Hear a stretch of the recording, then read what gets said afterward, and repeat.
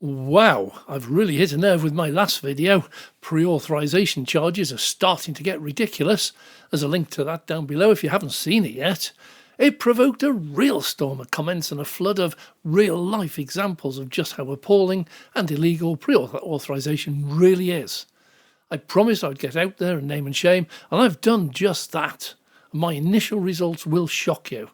I am nowhere near finished. You have to see why later in the video, and it will take some weeks to complete. I explain all later. Here is my naming and shaming with photographs, screenshots and video of 5 live charging sessions. My aim is to see if I can lock out my current account with multiple pre-authorizations, blocking me from using it at all. It's brilliant for a video if I succeed, but probably pretty awful for me to try to sort out afterwards. Anyway, catch my startling conclusion at the end and the 3 vital questions that remain totally unanswered. Well, offender number 1, Geniepoint using a debit card. Geniepoint is outside Morrisons in Leyland. Regular viewers will know I hate Geniepoint, the dearest in the UK and the most unreliable. I stopped at their new charger that was installed earlier this year, opened my banking app and took a screenshot of my available balance. All personal data, by the way, is blanked out for security reasons. On the charger there was no indication of price, nor that a pre-authorization was operating, just a link to their app. So first, black mark against Geniepoint. Prices should be clearly visible before charging. Anyway, I followed the instructions, plugged in, selected contactless, and the session began really quite quickly. I was at 75% state of charge, so the charging rate here is irrelevant. Now I checked my app and £35 had been added as a pending item. I topped up exactly 1 kilowatt, 79p, then stopped, unplugged, replaced the charger plug, closed my charging flap. I checked my app and I was stunned. Just seconds after stopping the charge, the £35 hold had disappeared from my pending payments and my available balance was restored, minus 79p. This is real-time payment processing, not at all what I had expected. Well, here, I give no credit to Geniepoint, it's probably not them. It must be Morrisons doing the payment processing linked to the main store. Well, offender number 2, EVYVE, using a debit card. Never know how to pronounce it, so I'm going to call it EVYVE. Well, this is a 75 kilowatt dual charger, and I followed the same procedure. This one did advertise that pre-authorization was being applied and stated £45. Now, being single-handed on this trip, juggling debit card, charger plug, adapter and camera, I missed filming this warning, but it was actually there. Same thing, plugged in, tapped my card, added around a kilowatt, stopped the session, returned the plug and checked my banking app. Once again, the £45 had already disappeared. My available balance was back to normal and the 79p actual session cost appeared in my pending payments. By the way, 24 hours later, it's still there pending. But I don't care. I don't care if it's pending or gone. Either way, I have had the electricity and paid for it. If Geniepoint have not yet received it, that's their problem, not mine. So, 2 charging experience and I counted no problems. Bank account not yet locked out. On to the 3rd, but a quick note first. Let me clarify what happens with pre-authorization because many of my viewers seem to have reached a totally incorrect conclusion. When I present my card, the pre-authorization locks that amount, in this case £45, so nobody can use it except EVYVE. They do not get my money, they do not get any of it. It is still in my account.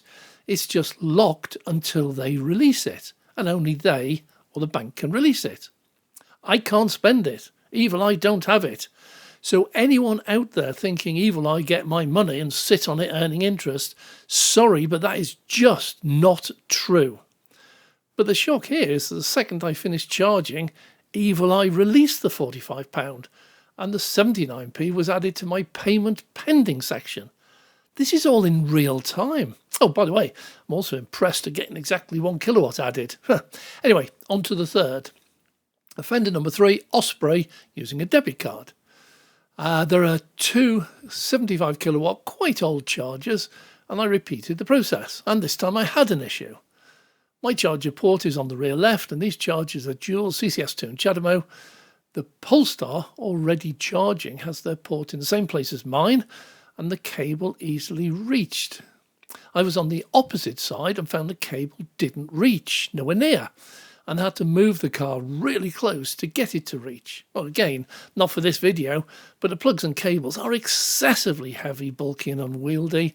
I really hate using them. Anyway, but again, there was a warning that they pre-authorised the same £45. Well, could this be because Geniepoint and EVYVE are both tritium chargers, and that is set in the charger? I don't know, but the result was almost identical. The second I stopped the session, the £45 disappeared, and the actual cost, 66p in this case, showed up in pending payments. So, once again, I'd now done 3 charges, incurred 3 pre-authorisations totalling £125, and all had cleared before I drove away. So, offender number 4. This is Geniepoint using Barclaycard credit card.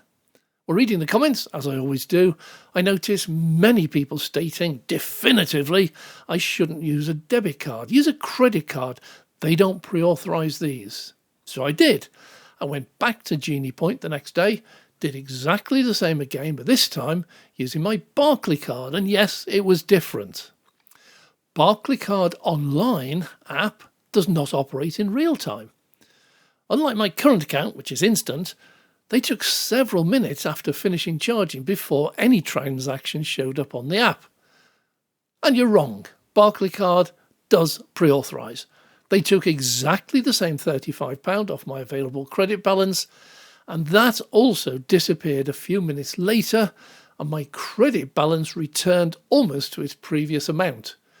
The payment is not showing up in pending, but 70p was deducted from the available credit balance.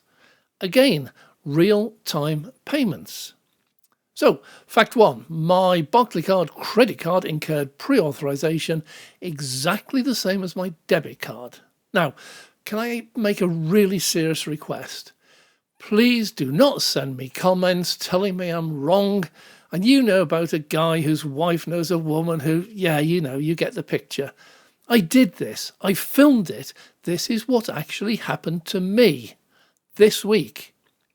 Now, if you've done it, recorded it, and got proof to say different, I would love to see it. In fact, I ask you, please send it to me, because I have not been able to have a pre-authorisation charge last longer than a few seconds after finishing charging. Now, at this point also, I began to realise that my viewers' comments, even my own video and what the bank help desk had told me, disagreed with what I had just done, filmed and recorded. The help desk both said the same, and the Barclays website also states that the pre-authorised amount will be released immediately only once the payment has been processed, not while it's in pending payments. In my 4 examples here, the pre-authorised amount disappeared and only one payment 24 hours later had been processed. The rest are all pending. Yet all pre-authorised amounts disappeared immediately at the end of the charging session. But I did spot something that I had asked Barclays about and got a very wishy-washy answer. I put the following scenario to them. I plug in, swipe my contactless card, and they pre-authorise the £35 or whatever it is, which they will immediately release when they process the actual payment. If the charger accepts my contactless card, takes the £35, then fails, cannot communicate or just doesn't charge, and I get no electricity at all, how long will the charger keep the pre-authorised amount locked in my account? Neither Barclays, Barclaycard, nor Halifax, nor Santander gave me a good answer. Both effectively said, well, you need to keep an eye on your account. Have you got the app? And if it doesn't clear, ring us and we'll remove it instantly. Well, the truth was immediately clear to me when I got out there and did it for myself. On each transaction, they state the date of the transaction and the expiry date of the pre-authorisation. In my case, all the expiry dates were either the 14th or the 15th, 8 days away. except for Barclaycard. They didn't include an expiry date at all. I will raise this with them and report back to you viewers. Offender 5, EVPoint using debit card. Anyway, while out and about, I spotted something that many of you have been asking for, but I've never seen before.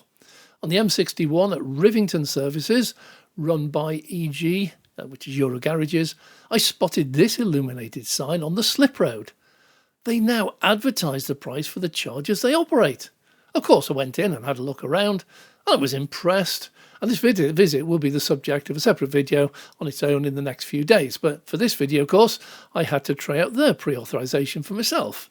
Well, first, it clearly stated there was a pre-authorisation charge, and it was £50 for 50 kilowatt and 180 kilowatt chargers, and an incredible £100 for the 300 kilowatt chargers, which I never found, by the way. Anyway, I plugged into 180 kilowatt and charged. This time I got to £1.21 before I stopped it. Again, the locked £50 pre-authorisation disappeared instantly, and the £1.21 appeared in my pending payments instantly. And once again, it is still there, pending 24 hours later. So to sum up, so far a total of 5 charging sessions with 4 charger networks, a debit and a credit card. I had £210 very briefly locked while charging. All disappeared immediately after stopping charging. No pre-authorised amounts are still pending. I have 4 payments still pending for the electricity I actually took, and that doesn't worry me, and they'll probably clear in a day or so because I've had the electricity and I owe that money. But on a much lighter note, this was really hard work, so I had to stop at McDonald's for an energy top-up, mine this time, not the car. And surprise, surprise, McDonald's didn't lock a pre-authorised amount, but it also appeared in my pending payments. McDonald's also do not process payments in real time. And yes, that one too was still there 24 hours later. Well, why did I say earlier it was unfortunate that I had a 75% state of charge during most of the testing? Well, 3 questions remained unanswered from my initial findings. Well, the first question, did I just strike lucky? Were all the scare comments I received from my viewers actually real? Are there lots of chargers out there that do not do what I actually experienced? Maybe older ones do hold it for longer and newer ones don't. I don't know. So this test is only just the beginning. I have plenty more chargers to test. Well, the second question. I have encountered many failed chargers in my travel, so what would happen if one failed? I know what I'm told and what I see, but it has never happened to me, so I reserve judgment. I can possibly simulate this by plugging in and setting my charging limit to 10% when it's really at already 75%. That way I can initiate a charging session, plug it in, incur the £35, establish communicators between the car and the charger, but my car will then not allow any electricity to flow. Now what will happen then? Well, I'll do that and I'll let you know. Now, the third thing struck me. I was only putting in a very small amount of electricity, around about £1. Does it ignore such trivial sums and unlock the £35 or £50 held instantly, knowing that such small sums are likely to be paid? It is very unlikely. Program's a program, and I would be surprised if they'd done that. But I never found out also what would happen if I pre-authorised £35, then put in £50. Would they hold on to my £35 until they processed the £50 payment before releasing it a few days later? I don't know, and I won't guess. All I need to do now is to run my car down to about 10%, then fill it up at an extortionate 65 or 79p to find out the answer. And then repeat with several different charger networks and several different amounts. Yes, I will report back what I find, but this will take a long while. I have to keep emptying my battery so many times. This is not going to be quick. Now, some of the comments I received stated that a friend of my neighbour's stated, or I heard about, etc. You know the sort. I reject these. Not because they're not true, but they have no proof. I wasn't there, the viewer wasn't there. Nobody knows. But several comments said I actually got my account locked. Now these I do take seriously and offer a really simple instant answer, and many of these I've already answered in the comments section. All the banks confirmed with current regulations, if you have a charge on your account of any sort, be it direct debit, pre-authorisation, a totally unknown item, phone them up and they will immediately remove them, there and then, instantly. Tales of people running up hundreds of pounds of locked charges, blocking their accounts for several weeks or months, would indicate that they didn't once call their bank. That baffles me. About 10 years ago, it happened to me for real at a petrol station in Exeter, 100 miles from where I lived. I filled up with diesel, I was driving diesel at the time, went into the kiosk, they swiped my card, it failed. It wasn't rejected, it just said failed, and it printed off a slip showing me the transaction had failed. That was fine. They swiped it again, and it failed each time. The fourth time they swiped it, it reported that my card was blocked and the petrol station should retain my card. I was furious. I immediately rang the bank from inside the garage kiosk, and they saw what had happened. They released it instantly there and then. I then paid by exactly the same card and drove home. I think as a final conclusion on this video, I could not yet recreate any situation where the charging network held on to more than the amount I actually spent in electricity. I had no pre-authorised amounts that lasted longer than the charging session, and everything I do was filmed, photographed and screenshot. So where do these reports come from? Are they out of date? Are they apocryphal? There's much more to this story, and I will find the answers. I am still testing and will be for quite a while. I need to know. And I'm Dave.